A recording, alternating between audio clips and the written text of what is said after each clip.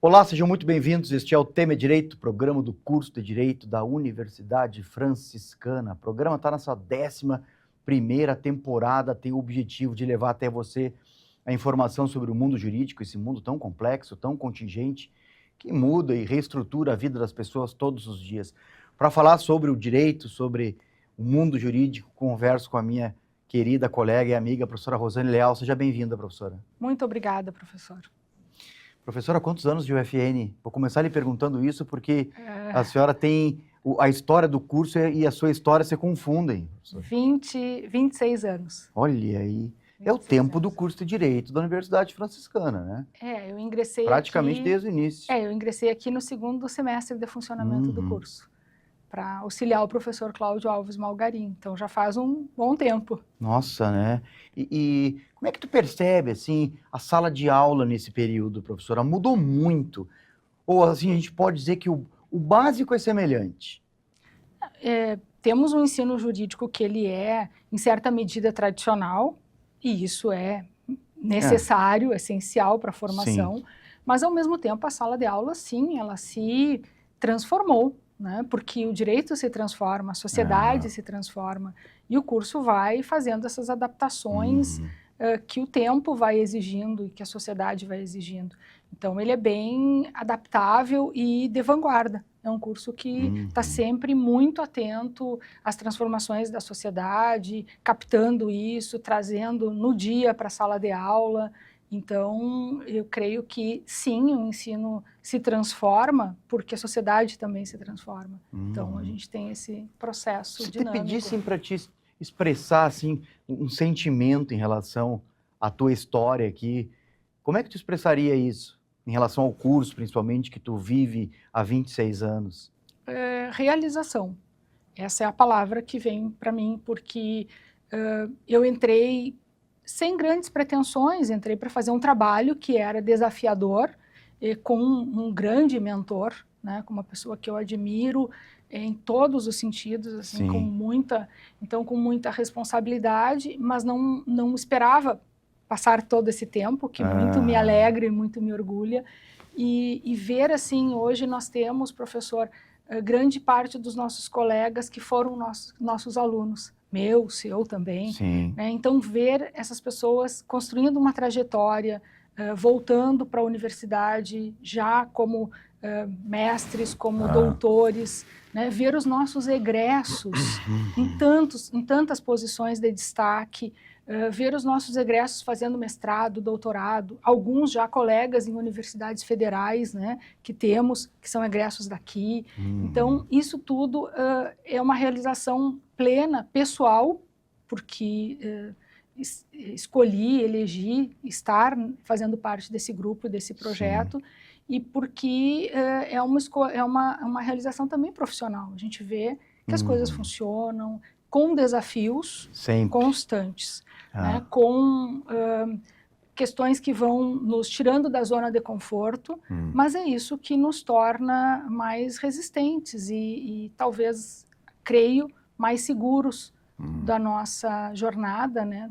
A casca vai engrossando, né, vai professora? engrossando, a gente vai aprendendo com os desafios e, sobretudo, com os estudantes. Eu aprendo muito com os estudantes, todos os dias. Né? Tu és uma referência na dinâmica, na proteção jurídica da criança e do adolescente hoje aqui na universidade. Né? Se fala nesse tema, a professora Rosane é a referência para todos nós aqui. E agora a gente está vivendo essa logística, esse império, entre aspas, do ECA digital. Né? Eu quero que tu explique para o nosso telespectador o que é isso, por que isso foi criado.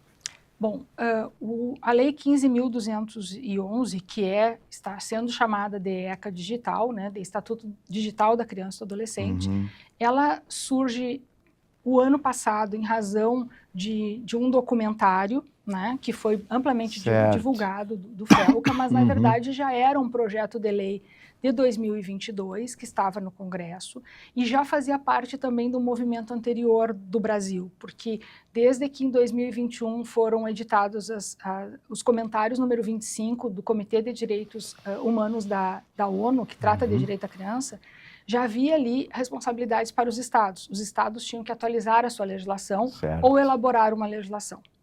Na esteira disso, o Conselho Nacional de Direitos da Criança, o CONANDA, ele publicou uma resolução sobre o ambiente digital. Mas claro que uma resolução que não tinha uma força de lei frente a plataformas, que nós sabemos que são bastante resistentes a adotar qualquer medida de moderação e de proteção.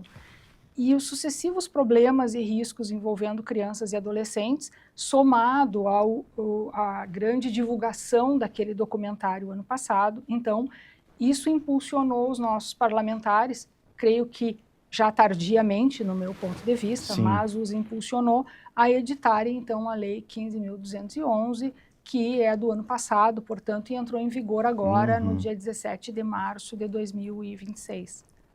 Sabe que, claro, não tem como a gente saber tudo sobre tudo, né, professora? Então, eu até fui dar uma pesquisada antes no assunto, para eu lhe perguntar coisas aqui que fossem pertinentes. Mas eu queria, inicialmente, que a senhora me explicasse como que a criança é protegida a partir da criação do ECA digital. Se aumenta a proteção da criança, se ele foi voltado justamente para isso, para essa relação da criança com a internet e tal. Ele aumenta e ele confere mecanismos, né? Ele obriga os provedores e os fornecedores de serviços a estabelecerem determinadas práticas de aferição da idade e de, inclusive, moderação de conteúdo, né? Quem tem o dever de fazer essa aferição da idade? Todos aqueles fornecedores que não têm serviços direcionados a crianças e adolescentes. Então, nós temos deveres para os que têm serviços direcionados a crianças e adolescentes, que esses devem, né, estabelecer, por exemplo, uma moderação bem mais forte, que não tenha conteúdos de pornografia, né, conteúdos de abuso, exploração sexual, conteúdos que levem à incitação a práticas que são nocivas, como, inclusive, indução a suicídio, porque nós tínhamos muito conteúdo assim nos jogos de desafios, por exemplo, né? Conteúdos que sejam referentes à publicidade, mas aquela publicidade mais abusiva, que o próprio Código de Defesa do Consumidor já definia lá no artigo 37, mas que os provedores não cuidavam muito dessa questão. Né? Então, os conteúdos, os fornecedores de serviços que são direcionados a crianças têm esses deveres de mais moderação e cuidado com esses conteúdos. Os que não são direcionados a crianças e adolescentes, outros tipos de fornecedores de serviços, eles devem fazer a aferição da idade, coisa que não tinha antes. Isso gera inúmeras polêmicas, claro, porque vai reunir inúmeros dados, né? Mas esses, eles têm que fazer a aferição da idade, não sendo mais possível a autodeclaração, que antes, para abrir uma conta ou para a pessoa autodeclarava a idade e não havia uma verificação de idade. Então, aqui nós entramos numa situação de uma verificação de idade, que não era antes necessária, que passa a ser. Né? E nós passamos a ter também mais deveres para as redes sociais. Por exemplo, as redes sociais elas vão precisar vincular a conta da criança ou adolescente até 16 anos de idade à conta de um responsável. E se elas acharem que tem conteúdo impróprio, por exemplo, se elas veicularem conteúdo impróprio e tiverem dúvida se tem crianças ou adolescentes ali assistindo, elas devem, ou se aquela conta é de uma criança ou adolescente que não está vinculada a um responsável, elas devem investigar e elas devem remover essa conta. Né? Isso é tudo que as plataformas, que os sites de redes sociais não faziam, né? E se recusavam a fazer. Assim como eles vão ter um dever muito maior no caso de crimes, por exemplo, em geral os fornecedores, né, de produtos, de serviços, que encontram em situação de sequestro, violência sexual, aliciamento, eles têm o dever de remover imediatamente esse conteúdo, né, e devem fazer a comunicação para as autoridades competentes. Que antes a remoção era apenas com determinação judicial. Então, imagine o tempo, e eles se escusavam de fazer essa remoção com base no artigo 19 do Marco Civil da Internet, que não responsabiliza os provedores, a não ser que tenhamos uma decisão judicial. Então, até que nós tivéssemos essa decisão, a pessoa cuja imagem estava ali, né, seguia sendo vítima e aquela visualização enorme daqueles conteúdos e que ela não conseguia retirar, porque imagine o tempo que se arrasta o processo, né? O tempo do processo não é o mesmo tempo dos fatos. Então, como uma pesquisadora da área, assim, como é que tu vê, então, se tu fosse fazer uma avaliação geral dessa percepção digital do Estatuto da Criança e do Adolescente, como é que tu avalia isso? Eu creio que ele é uma boa lei, na medida em que se apropriou de conceitos muito importantes que são usados em vários países do mundo, que se amparam na ideia de risco. Nós temos uma listagem de 4 riscos que foi estabelecido por uma pesquisadora, que é a Sonia Livingstone, do Reino Unido, que lá tem uma proteção bastante interessante, e ela mapeou e estabeleceu risco de conteúdo, que é esse que a criança e adolescente tem contato com conteúdo inapropriado e que pode ser muito prejudicial, né? E aí dividindo esse conteúdo entre prejudicial e proibido. Então, o conteúdo proibido é proibido online e offline, né? Que são conteúdos com relação a incentivo ao uso de tabaco, bebidas alcoólicas, pornografia, situação envolvendo armas, explosivos. Isso já era proibido no Estatuto da Criança e do Adolescente de 1990. Então, se é proibido lá, é proibido online também, não pode ter acesso a esse conteúdo, né? Só que isso não estava expresso. Às vezes parece que a gente precisa ter isso expresso para que, né? Então, baseado no risco de conteúdo, no risco de contato, porque uma outra coisa muito importante do Estatuto Digital é ver como vai ser essa interação, especialmente na questão de jogos, porque nos jogos eles jogavam e depois eles tinham espaços de interação. E nesses espaços de interação eles ficavam vulneráveis a contatos de, muitas vezes, aliciadores. E ainda quanto aos jogos, eu acho bom a gente destacar, foram proibidas as loot box, que são aquelas caixas de recompensas que são utilizadas porque incentivavam a dependência, tem uma natureza similar a jogos de azar, né? Incentivavam os jogos, esses inúmeros jogos eletrônicos que tem, né? Então, isso foi proibido, está no artigo 20 como uma proibição, né? Então, riscos de conteúdo, riscos de contato, que é contato com pessoas, riscos de conduta, porque de receber aquele conteúdo e aquele contato, muitas vezes a criança ou o adolescente reproduz um comportamento violento, como bullying, cyberbullying, ataque a animais, né? Comportamentos misóginos. Então, assim, isso tem um reflexo comportamental, né? E também risco de contrato.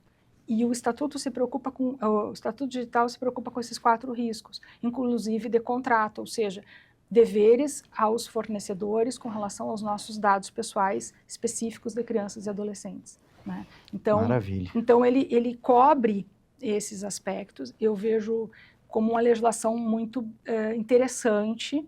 A questão que se coloca agora é a sua implementação. O primeiro passo, eu acho que é o mais simples, que demorou mais, que é normatizar, é ter a previsão legal. Os aspectos que se seguem são os mais difíceis, que são de criar a estrutura e para isso eu acho tão importante esse momento aqui aberto para nós levarmos essa informação clara à sociedade, né? Porque o Estatuto prevê, por exemplo, que os fornecedores devem disponibilizar mecanismos claros, fáceis, acessíveis de supervisão parental. Certo. E muitas vezes a família não usa, não sabe e não realiza, não organiza, não se organiza para ver como funcionam esses mecanismos de supervisão parental. E esse tratamento, inclusive, pode ter subsidiado a própria existência da legislação. Exato, né? Exato. Né? Então, é bem importante assim, que também, ao lado de responsabilidade para as empresas, são estabelecidas responsabilidades para a família. Né? E, em certa medida, também para as instituições de ensino, com a educação, né, para o uso das tecnologias, a educação midiática, enfim. Então, eu preciso te parabenizar pelos 26 anos de história aqui no curso de Direito. A gente sabe da tua dedicação, do teu empenho, do teu trabalho, um trabalho de excelência. Eu gostaria de registrar isso, professor, tá? E também quero te agradecer por ter comparecido aqui no programa. Portas de estúdio sempre abertos à colega. Muito obrigada, obrigada pelo espaço e ficamos à disposição porque é um tema novo e bastante interessante de nós observarmos, né, juridicamente e como sociedade. Muito Maravilha, obrigada. Nós que agradecemos. E agradecemos a você também pela audiência. Fique ligado nos próximos programas da TV da Universidade Franciscana. Até a próxima. Grande abraço.